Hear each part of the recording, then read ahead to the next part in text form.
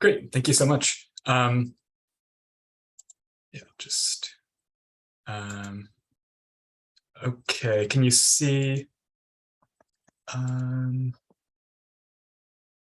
there? Can you see my screen? Yes, absolutely. And I do see, there we go. It is in full screen view. Great. You are ready to go. Yeah. I'm Max. I'm a research analyst at Animal Ask.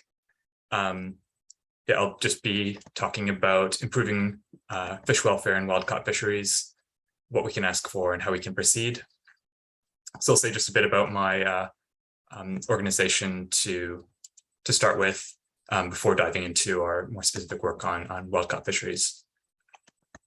So my organization functions kind of like a research consultancy for individuals and animal advocacy organizations that are trying to figure out what to ask for next. So what to campaign for next, or what to request of industry or government in terms of animal welfare reforms.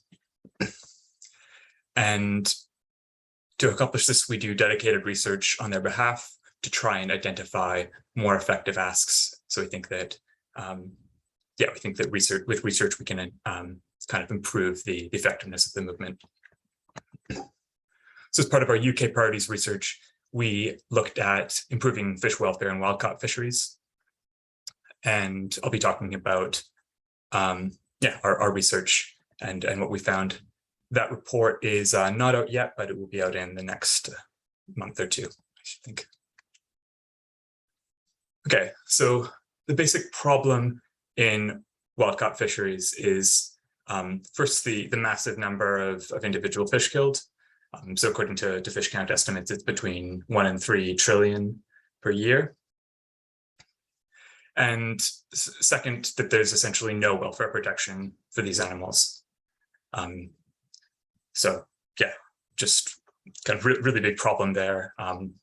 Not kind of welfare protections like you see like in farmed animals. And the kind of the massive scale and the neglect of the issue is especially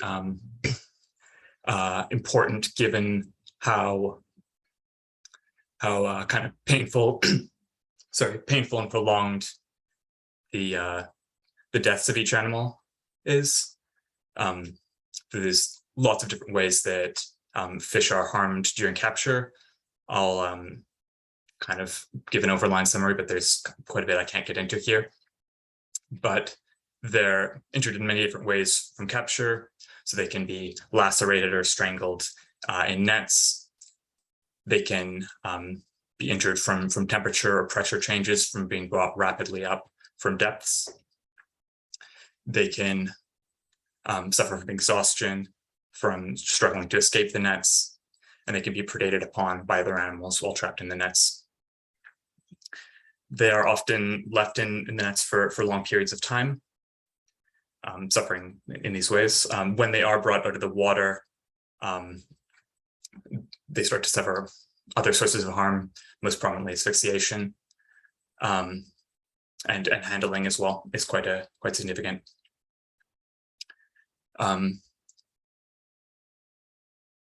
Eventually they are slaughtered. It can take quite a while for this to happen.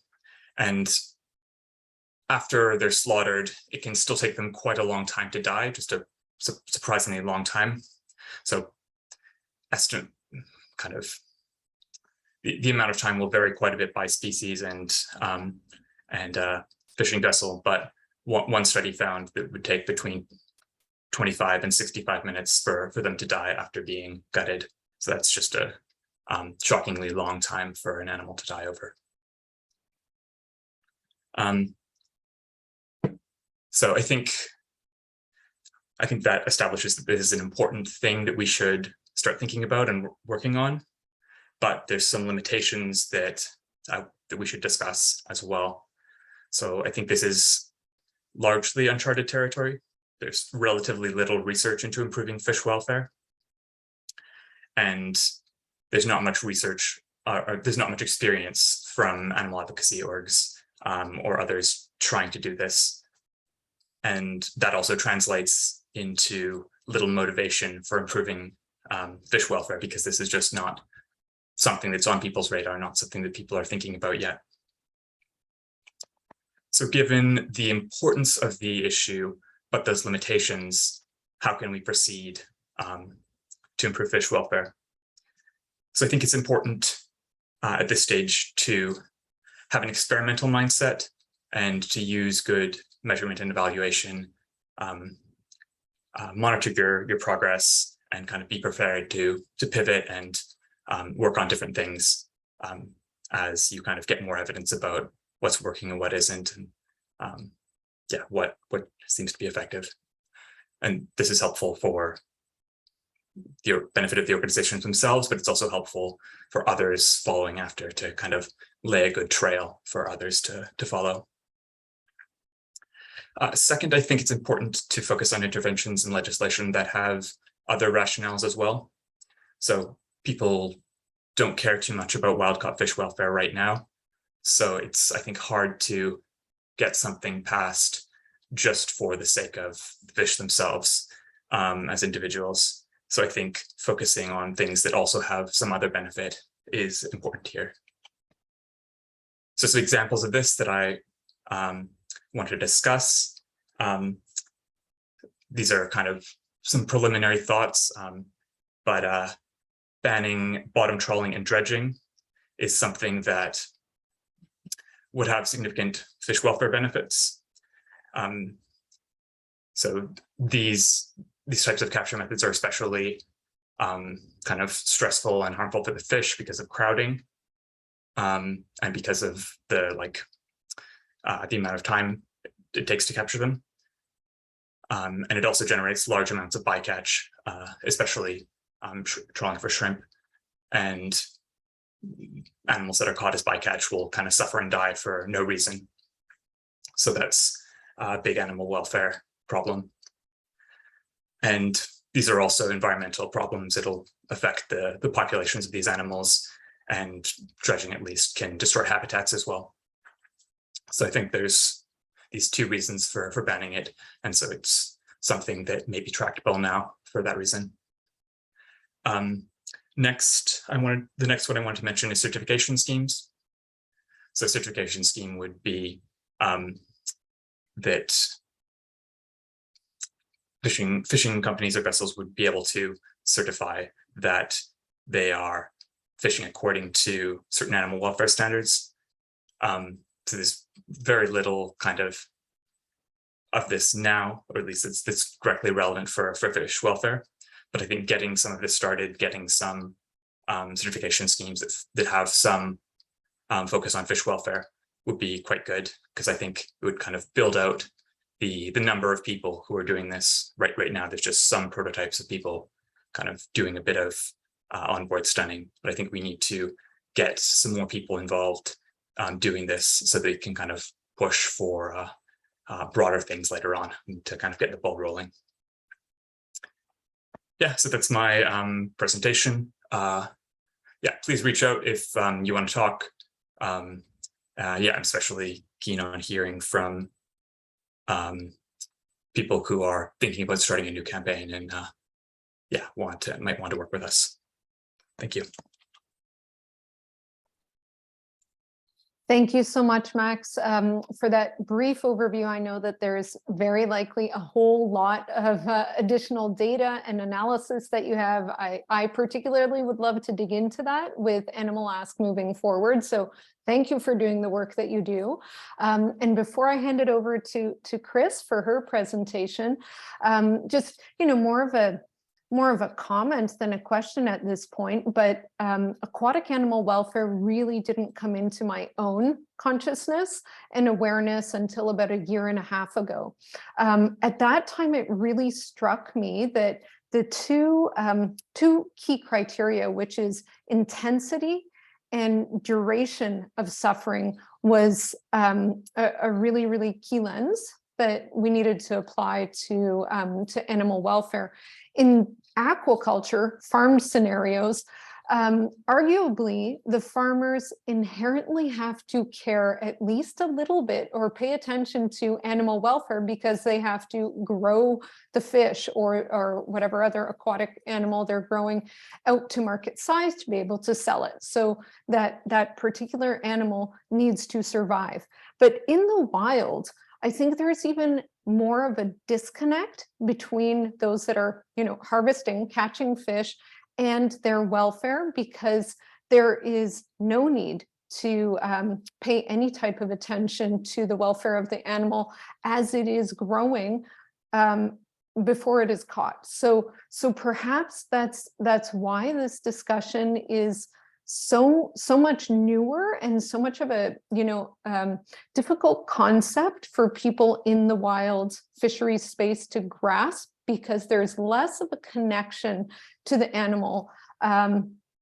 Just a thought that occurred to me, and I don't know if you share the same perspectives. That definitely seems right to me. Yeah, and it does seem like quite a big problem. We're at least with kind of farmed animal welfare and aquaculture, there's a bit of alignment. I guess one note of hope there is there is one thing, which is, I think, fish that are stressed during slaughter might have kind of a bit poorer meat quality as a result. So I think for higher end fisheries, you get a bit of concern for welfare from that. So there's a bit there, but I think it's not nearly as much as for other animals. Yeah, absolutely. I agree. Okay, thank you. Just thinking of additional ways to create, kind of common language and understanding, or some type of light bulb to go off in people's heads that are in this industry. Thank you. Turning it over to Chris for her presentation. Sure. There's already a lovely discussion, very lively. Just I wish we'd had more time, but I'm going to share my screen. Max, you should also share your email so people can get in touch with you. I think that would be a good idea. Okay, let's see. Sofika, can you let me know if you can see my screen? Yes, I can. It's the full screen. Okay, perfect. So thanks everybody for your time here today. Max did a really good job of giving a brief overview of how neglected this issue is. So today I'm going to focus on a little bit more of recommendations and practical solutions. So my name is Chris. I work at ALI as the head of strategic initiatives, and we'll look at how to improve fisheries management from an animal welfare perspective. As Max mentioned earlier, there are various pain points to the entire capture process in which fishes suffer. This is just an image of the overview of the different types of suffering that takes place. And he also mentioned the neglectedness. So also an image to just show you the magnitude of the issue. 2 to 3 trillion fishes are caught in the wild and killed, compared to 70 billion farmed land animals and 100 billion farmed fish, 400 billion farmed shrimp. So really a very critical issue for us to target. And this is why, organizations like ours and Animal Ask, we are looking at it because of the highly neglected and magnified issue. So what can we do to improve capture fisheries? So at the Aquatic Life Institute, we've been looking into this issue a lot this year and came out with 2 reports. One that looks at overall welfare issues and some general recommendations for capture fisheries. And another one focused on best industry practices. So I've combined a few examples from both of these reports here to give you a general overview. Under capture and retrieval, we recommend reducing the duration of capture and the size of the haul, because fishes that are left online suffers from stress, asphyxiation, and predation, while fishes that are left in nets can suffer crushing injuries as they're brought up, and then oxygen depletion as well. But more research is needed in terms of specific times of capture and then the size of the haul. But one example that we have found here that you see here is from NOFEMA, which is an institute in Norway. They recommend using knotless netting in pursing vessels to reduce entanglement and injury, which in turn increases the chance of survival of escaped fish. They also recommend keeping pursing catch volumes to 5 to 7 tons to reduce crowding and hypoxia. Another example that we found that I don't have a photo here is that in this Australian Spencer Gulf king prawns fishery, they keep their trawlers to between 30 to 60 minutes, which reduces bycatch levels and prawn mortality. Our second recommendation is retrieving and landing the fish carefully and slowly. So for example, pumping the fish on board instead of lifting them into the air in giant nets. One industry practicing here in the photo is called a precision seafood harvesting technology. It's used in mid-water trawlers. So in traditional trawl nets, fish are chased to exhaustion and then cramped into these huge nets. But this technology uses a flexible PVC liner that allows the fish to still swim underwater comfortably. And the liner also has escape portals for smaller fish to escape. And then lastly, choosing ecosystem and species specific gear. So here we have an example of a beam trawl where rather than scraping against the bottom of the seabed, they're elevated to avoid damaging the seafloor. Now for onboard handling, which is the time after retrieval and before slaughter, some key recommendations include reducing the time that the fishes spend out of water, banning mutilization and removal of any body parts, and also providing species appropriate storage spaces on board, taking into consideration of the type of species and how much space and oxygen they need. The majority of wild-caught aquatic animals die from suffocation or are frozen to death in ice slurries, while the rest are actually gutted alive or are decapitated while still conscious, so pretty gruesome. So in terms of stunning and slaughter, we recommend following the World Organization for Animal Health's recommendations, which is stunning the animals and achieving complete loss of consciousness, not just immobilizing them before slaughtering them. And then coupling this with legislation to ensure broad industry adoption, as well as banning salt baths and ice slurries. Here, I want to show you just a couple of examples of existing stunning technology today that could be applied in industrial scale fishing vessels.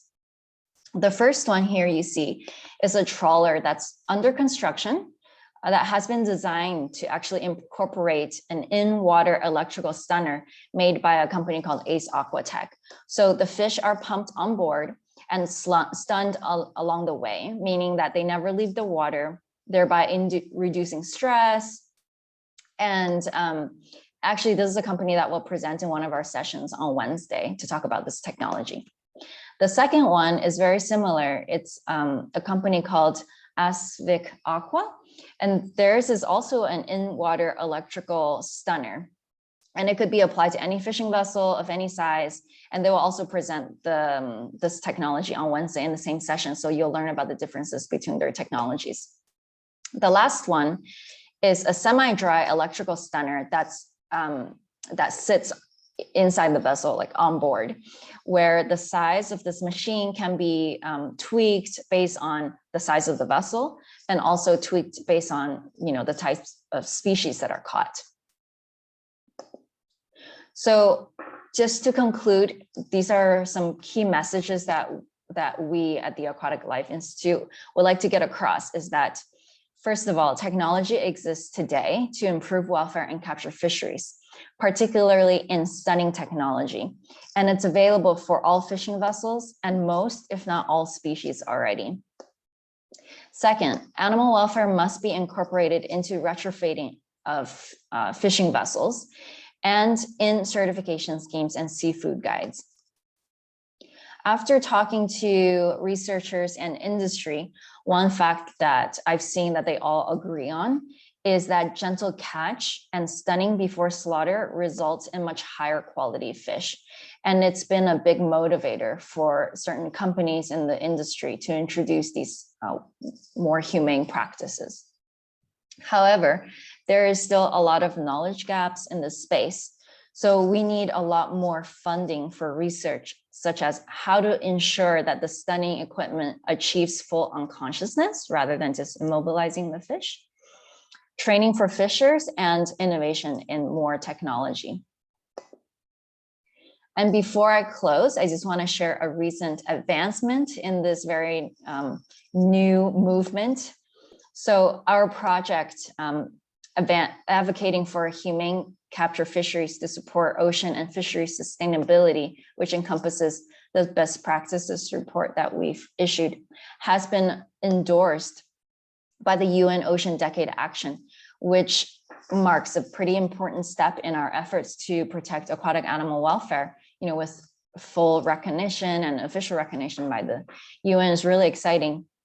And going forward, we plan on continuing to do research on this area, updating our best practices reports with new research and new technology, and using them as advocacy tools at events like COP27, where we will be present, industry expos to get the conversation going and hopefully affect positive change.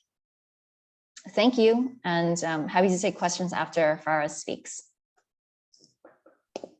Thank you so much, Chris. That's great. And I just want to encourage all of us in the movement that are working on any type of animal welfare activities and pursuits, but particularly aquatic animal welfare, to show those visuals. And they don't have to be the gruesome ones, because sometimes that sends people running and there's no start of a conversation, but just to help people understand what is happening under the water, to help people understand the diversity of species that are impacted, the types of gear that are being used. What we don't see, we can't relate to necessarily. So great visuals. Thank you for sharing. And I'm going to pass it over to Farah now.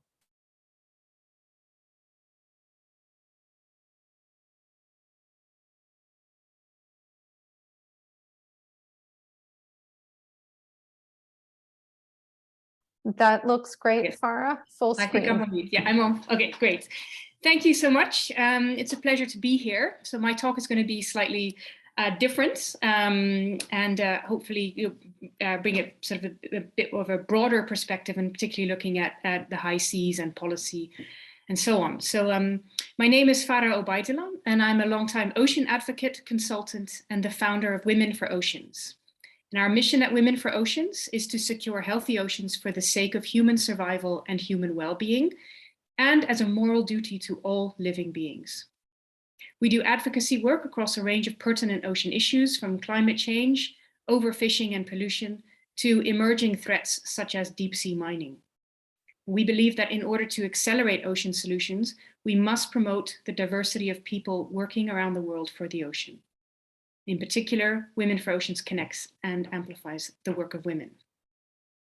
So why does diversity in the ocean space matter? Well, it is not only through embracing our diversity that we look at life, the challenges that we face, and the solutions we have from different angles. Take marine animal welfare, for example. It's not a theme that fits into a typical patriarchal approach. It's more intuitive, selfless, and disarming, perhaps. Intuitive because it reflects our moral compass and our interdependence with nature. And as we know, marine animal welfare has only recently started gaining some of the attention in ocean discourse. Another theme that illustrates the importance of diversity is the way that we have gone about governing the world's oceans. We know that most of our planet is ocean, 70%, and that most of the ocean makes up the high seas.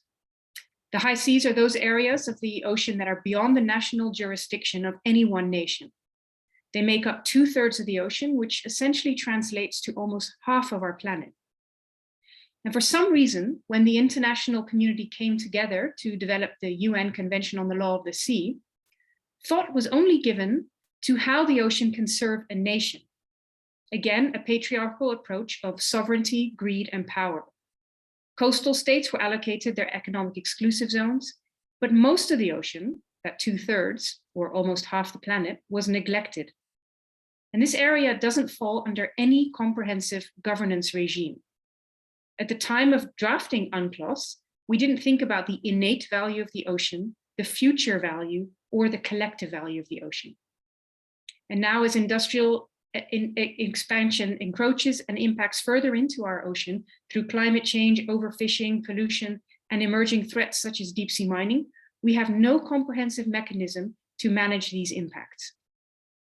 Sure, we have a patchwork of regulations such as regional fisheries management organizations, the International Seabed Authority, and so on, but it is all disjointed, singularly focused, and not comprehensive. Of course, some of you are aware of the treaty governments are trying to finalize, which concerns itself with life in the high seas. But this has yet to be finalized, ratified, and implemented.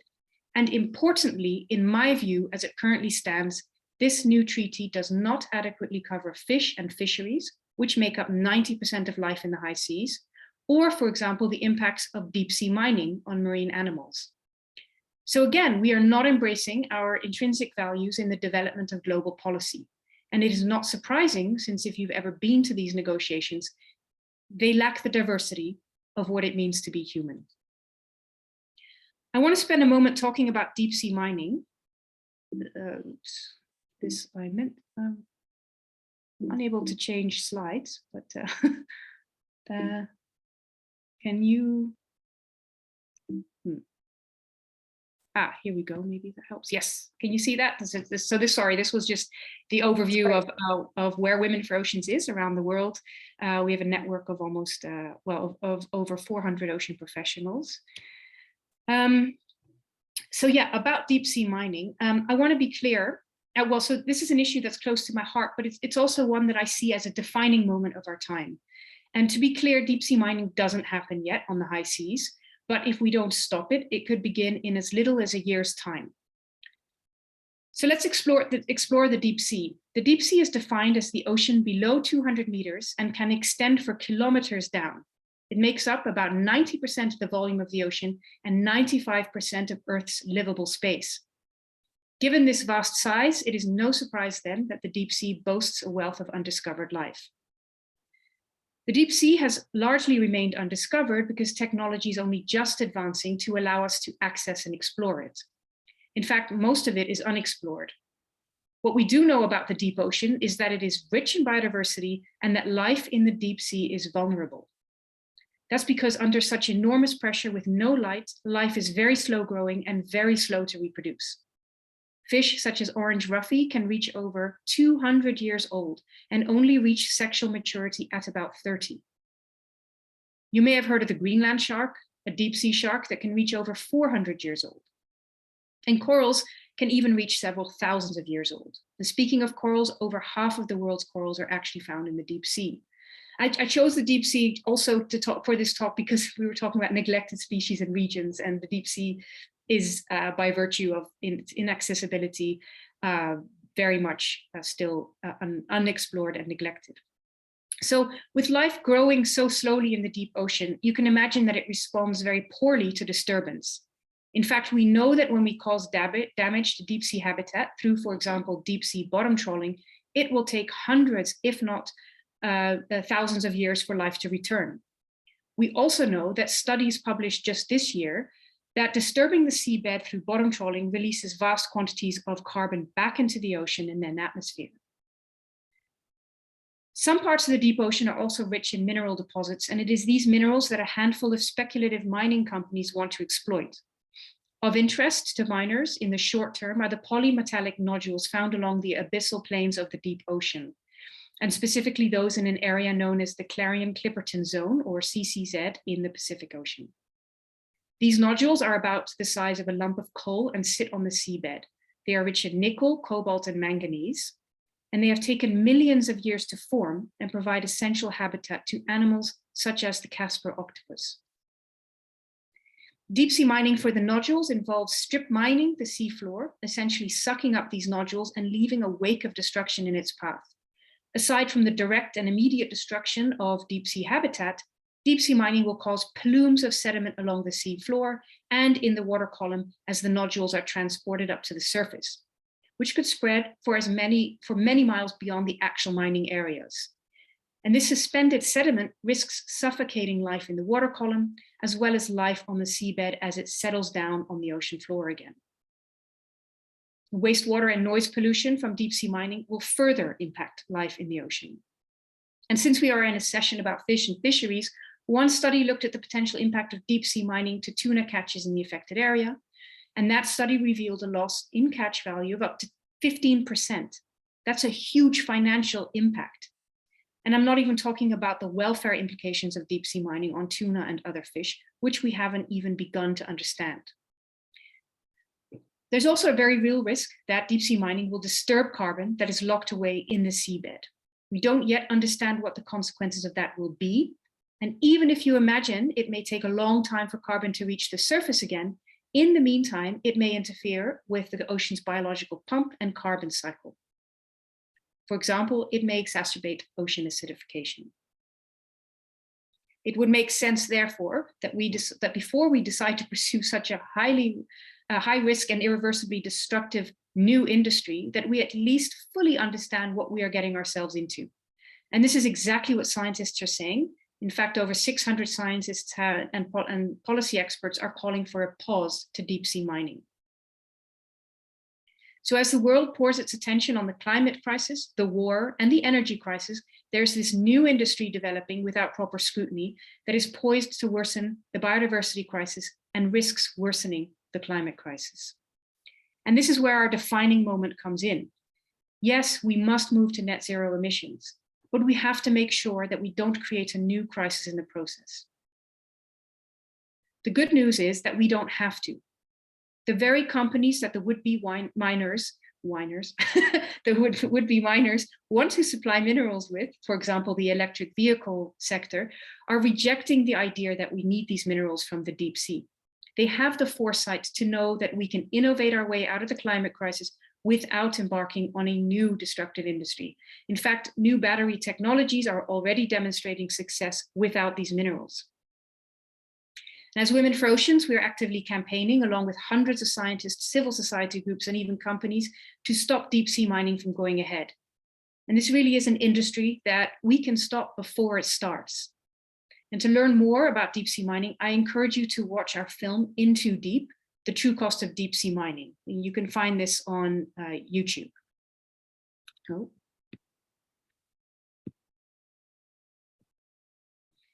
Another project that I'm proud to announce, and which I think is of interest to this audience, is our new book, The Ocean and Us. This book provides a non-technical overview of all the ways our lives interact with the ocean. It covers topics such as overfishing, fish crimes, sustainable seafood, the aquarium trade, and marine animal welfare, as well as topics such as climate change, the blue economy, shipping, oil spills, and it also explores intersectionality in the ocean space.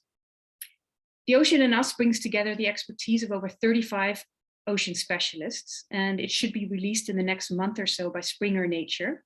You can learn more at theoceanandus.com.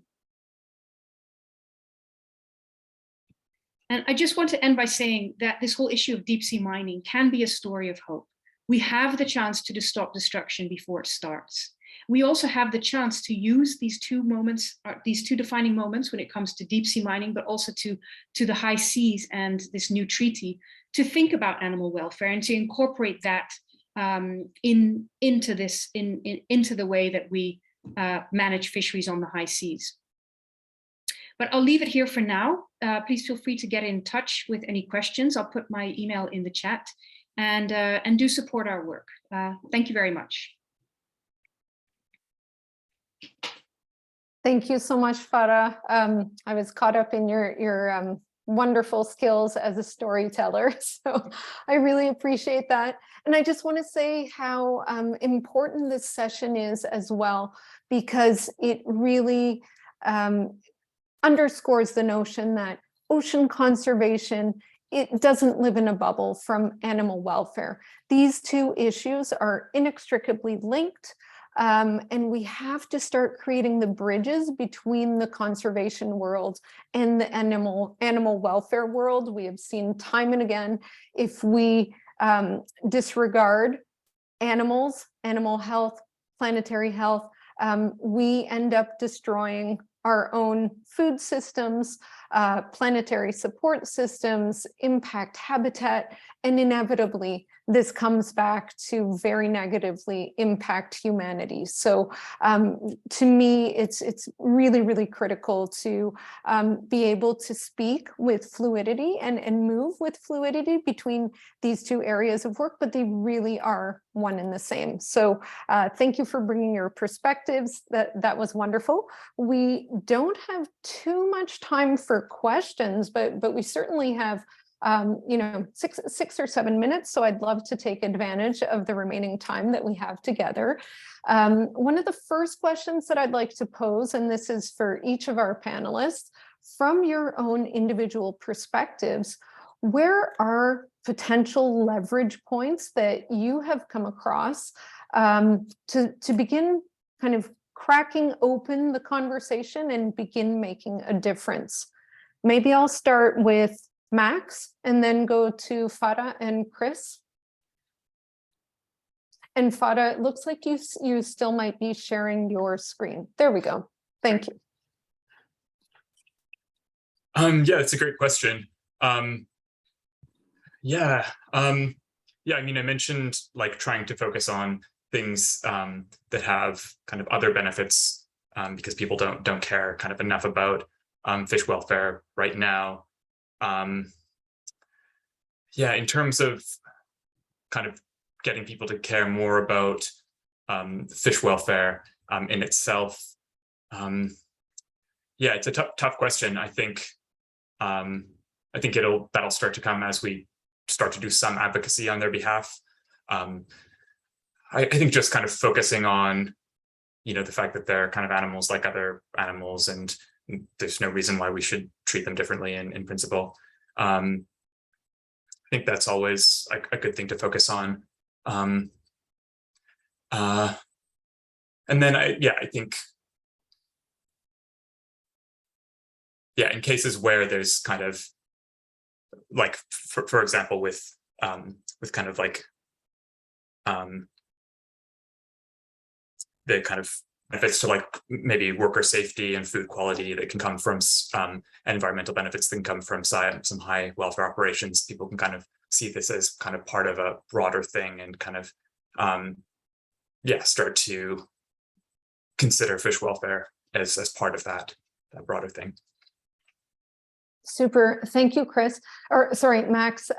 There is one quick follow-up question or slightly tangential question, and someone in the audience is just asking if you could point them towards the study that showed that fish can stay alive for 45 minutes after gutting. That would be very much appreciated. Okay, I'll try. I can. Could that person contact me afterwards? I can try to find it now and link it, sure. But not sure. Or if you just post your email in the chat, that would be great. Thank you so much. Sure. Yeah. Farah, did you want to take a crack at that question? Sure. Yeah, I mean, I alluded to it just now as well. I mean, we have sort of, global sort of policy making that, I think we could influence when it comes to animal welfare.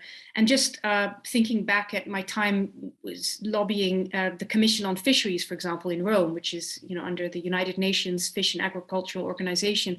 They have a series of implementing agreements, and it would be great to see plans of action, I should say. It would be great to see a plan of action on marine animal welfare. Granted, these are voluntary plans of actions, but it would already set a precedent for, acknowledging marine animal welfare in fisheries. So that's one avenue that I would, where I think we could, could be a leverage point.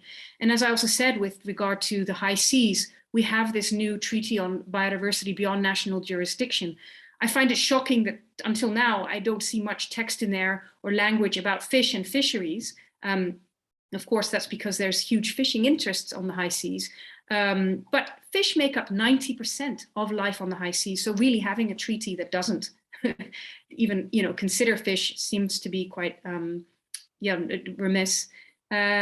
If we still haven't finalized that treaty, I'm not sure how much language we can get in there on animal welfare, but it for sure, if we can start to have those conversations at the UN, then I think, we can start to mainstream this topic in global policy making, and then hopefully that will, through our campaigning efforts, trickle down into national and regional fisheries management. Yeah. Wonderful. Thank you so much for your thoughts. Chris, anything you'd like to add? Yeah, just to tack on to what Farah just said, I think that policy is definitely a leverage point, although right now, wild-caught fish is not really protected under the law. However, at least we are trying to get the UN to talk about it, and had some success when the FAO last year issued their Shanghai Declaration, which maps out a roadmap for the next 10 years of sustainable aquaculture development, for example, and included animal welfare for the first time. So it was, a really successful historic moment for the movement. And I think that with capture fisheries, we are, I'm not sure if, oh yes, I did share this, that, our best practices was endorsed by the UN Ocean Decade. So I think that's kind of complementary to what's happening in the aquaculture space, in that animal welfare for aquatic animals is increasingly becoming more important and a topic of conversation at these international conferences, but there's still a lot more work to be done. But in terms of other leverage points, I think that, the private sector has a huge role to play. If they see that quality results from, stunning before slaughter and lower stress as these fishes are caught, and they can make a higher, premium in the market with these products, I think that could be a huge leverage point, is to show more studies that links economical benefits for the businesses to welfare practices in capture fisheries. And also, if retailers, some of them are already doing it, and especially in the UK, for example, Tesco, they require stunning in some of their supply chains, particularly in shrimp, for example. So if more retailers can write animal welfare standards into their supply chain policy, requiring stunning before slaughter for whatever species that they purchase, that could be a huge leverage point and could work or move much faster than the policy wins that we are able to get. And I'll just stop there. Thank you, Chris. And I love the Tesco name drop, but hey, let's celebrate those that are actually beginning to pay attention to this issue and are willing to put themselves out front. So, that's the way to get industry to sit up and listen, much more so than NGOs knocking on their door and sending them information. It's when there's that peer-to-peer competition and an advantage in the marketplace. So thank you for sharing your thoughts. Sadly, we are at the end of this session. I just wanted to very quickly reiterate that the Aquatic Life Institute team, or three of us, will be heading to COP27. And as Farah was mentioning, it is critically important for the highest levels of global governance, those policymakers, to become aware of these issues, to engage in discussions with them. So we'll be heading to Egypt in November to raise aquatic animal welfare as a priority issue as linked to climate change and sustainability. We are asking if everyone could please take just one quick moment of time to share a social media post between now and the start of November, or do it on a regular basis. We have a link here for you in the chat, and it's just calling on global leaders to take action in this space, and it's pointing to that common language of the global goals of the SDGs. Thank you so much if you're able to do that. I just wanted to reiterate thanks again to Farah, to Chris, to Max for your wonderful contributions today and your insights. I'm excited for future discussions with all of you. There's lots to dig into and certainly no lack of work to be done in this space.